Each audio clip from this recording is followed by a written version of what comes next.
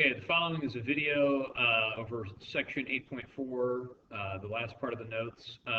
I want to show you a kind of real-world example here real quick of how you would use something like this in the real world. Maybe you haven't driven in a mountainous region. Maybe in Colorado you'd see signs like this. Maybe somewhere in the Appalachian Mountains you would see this.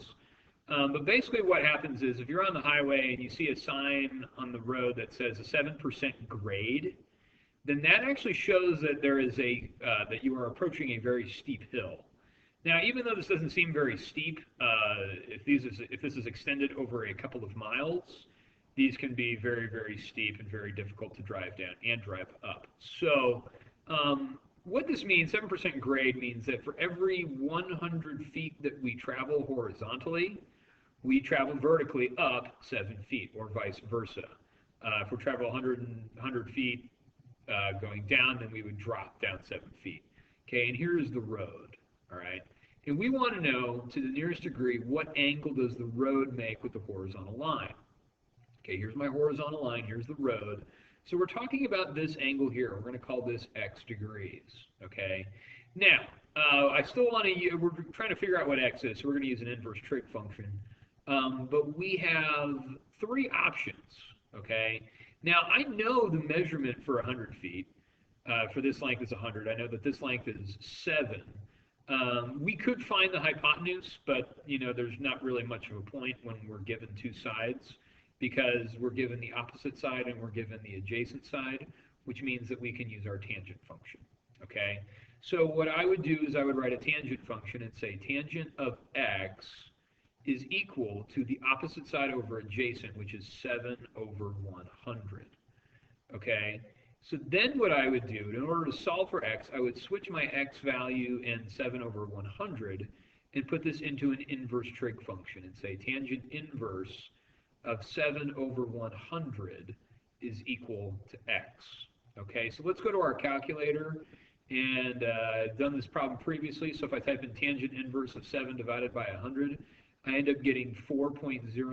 So I'm going to come here, and I'm going to say that x is equal to 4 degrees, okay, and that's rounded to the nearest degree.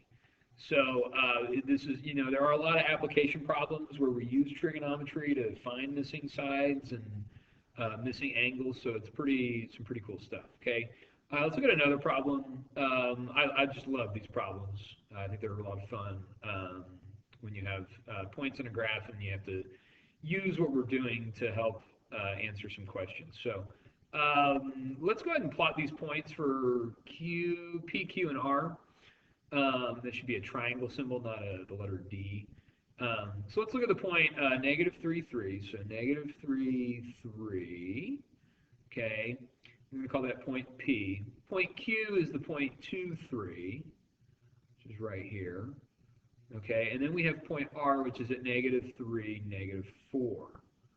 Okay, which is right here. All right. Now, what I want to do is we're given a triangle, and we want to solve or find the side lengths and the angle measures to the nearest degree of what we've got here. So bear with me. Now, the first thing I want to find is, and we can do this a number of ways. I'm going to use trigonometry to do all this, but here's what I know. I know that this length here, from P to R, this is a length of 3 and this is a length of 4, so this is a length of 7. Okay, I know that this is a length of 3 and a length of 2, so this is a total length of 5. Okay, and I'm trying to find this length here. Okay, so what I'm going to do is, well, I can't really find this side length. I could using Pythagorean theorem, but I would need to find an angle measure here. So what I want to do is I want to first find angle R. We'll just start with angle R. Okay. Now, given angle R, we'll call this x. Okay. Angle R is equal to x degrees. Okay.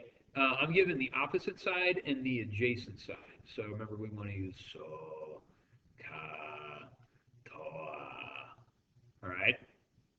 And so if I know that this, if my opposite and adjacent side, I want to use tangent. So I'm going to say tangent of x is equal to 5 over 7. Okay?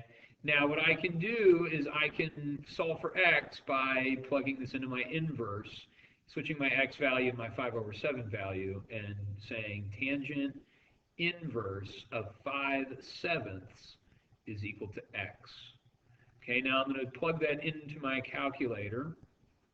And so I'm going to do second tangent of 5 divided by 7 and hit enter. And I get that this is 35.5. So this is we're going to call this a 36-degree angle. So we're going to say that angle R, so if x is equal to 36 degrees, then we know that angle R is equal to 36 degrees, okay? Now let's do the same thing, but let's do this for the other angle, which is angle Q. All right, so let me switch up my colors here. I'm going to call angle Q. We'll call this Y, okay? Now, given angle Y, all right, we've got to switch up our side lengths, okay? I can't call this the opposite side, can't call that the adjacent side anymore. So if we're talking about angle Y, I'm going to call this the opposite side and this the adjacent side, okay? So angle Q, we'll call that Y degrees, all right? And because I'm given the opposite side and my adjacent side, I'm still going to use a tangent function, okay? So I'm going to write this. I'm going to say tangent of Y degrees is equal to opposite over adjacent, which is 7 over 5. Okay, now let's put this into an inverse function so we can solve for Y. So we get tangent inverse of 7 divided by 5, and that's going to give me Y. Okay, so let's plug that into our calculator. Let's see what we get here. All right, so if I do second tangent inverse of 7 divided by 5, then we end up getting 50, what is that, 54 degrees? So here's the thing, folks, is that, you know, and I know that's correct because if y is, what is it, what did we get, 56? No, 54. 54 degrees. Because if I add this angle and this angle together, I'm going to get 90, and 90 plus 90 gives me 180. So I know that this is correct, okay? You should kind of know what you're supposed to get, but we want to use our trig functions to get those, okay? So I'm going to call that 54 degrees. Now let's solve for our hypotenuse. Let's solve for our Q, okay? We'll call that point Z, or length Z here, okay? So with length Z, it doesn't matter which one we use. I'm just going to use 36. So I'm going to use, call this the opposite side, and this the adjacent side, and this the hypotenuse. I like to use sine. It's just kind of out of habit. So I'm going to say this. I'm going to say sine of 36 degrees, because that's what x was. Okay, this is 36 degrees, right, is equal to 5 divided by the side length z.